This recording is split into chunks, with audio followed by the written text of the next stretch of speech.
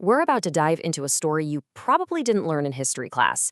It's about a lost civilization right in the heart of Europe, one that was, and I mean this, deliberately and systematically erased from the history books. I want you to imagine, just for a second, a place in medieval Europe. But it's not defined by war or conflict. It's defined by something totally radical for its time. A society where the three great Abrahamic faiths were living together. But this wasn't just some quiet social experiment. Nope. Together, they built what was, without a doubt, the most sophisticated, the most advanced civilization on the entire continent. It was a beacon of light in what was, frankly, a pretty dark age. So just how far ahead were they? Well, try this on for size. They were performing complex surgeries using anesthesia. At the exact same time, the best doctors in the rest of Europe were still using leeches. Yeah, leeches. And then, poof, it was gone. And this wasn't a slow, natural decline. It was an intentional act of destruction, a campaign so successful that today, this incredible chapter of human history is barely a whisper. This is the story of Al-Andalus. So how did this all even begin? Well, it all kicks off in the year 711, when a Berber general crosses the strait from North Africa into Spain. But what happens next is the twist. This wasn't a typical conquest of fire and destruction. It was an era of construction. And the scale of what they built is just staggering. By the 10th century, their capital, Cordoba, was a true megacity. We're talking up to 500,000 people, with paved streets, streetlights, even running water. Now, at that same time, what was Paris? A town of maybe 20,000? London, a village of 10,000? It wasn't even in the same league. But the real difference, the mind-blowing one, was intellectual. The main library in Cordoba had over 400,000 books. 400,000. Meanwhile, the biggest library in all of Christian Europe had about 200. That single fact tells you everything you need to know about the intellectual fire that was Al-Andalus. So what was the secret sauce here? It all came down to a concept known as la convivencia, or the coexistence. And this describes this incredible period where people from different faiths weren't just tolerating each other, they were actively collaborating. They were building and creating together. Now, was it a perfect utopia? No, of course not. But in a deeply intolerant age, it was an absolute beacon.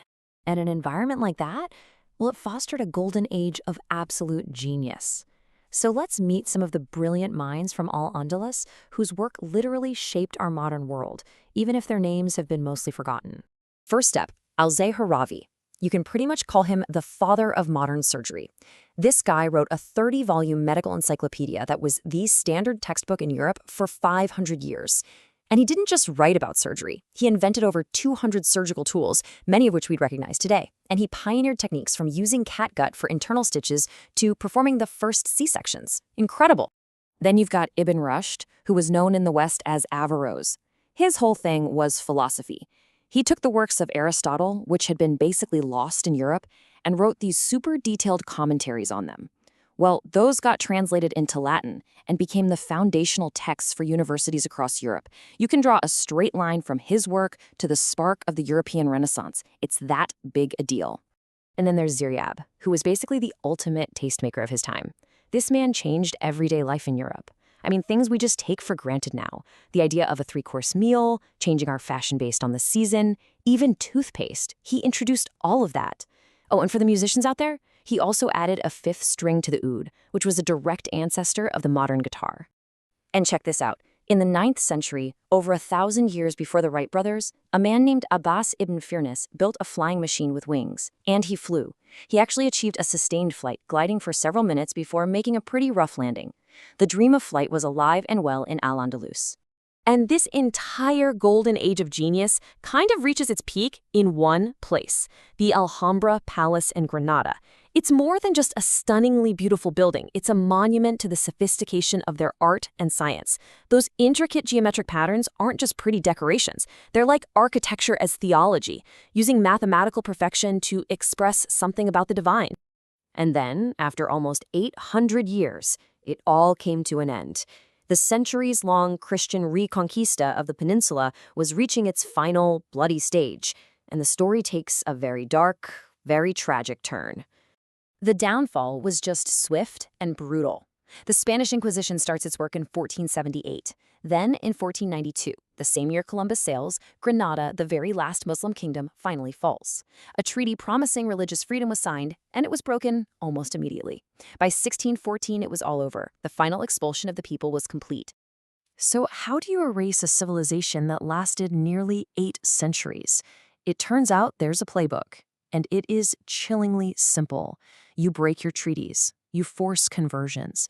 You burn their libraries, wiping out centuries of knowledge. You ban their culture, their language, their names, their clothes. And then, finally, you expel the people themselves.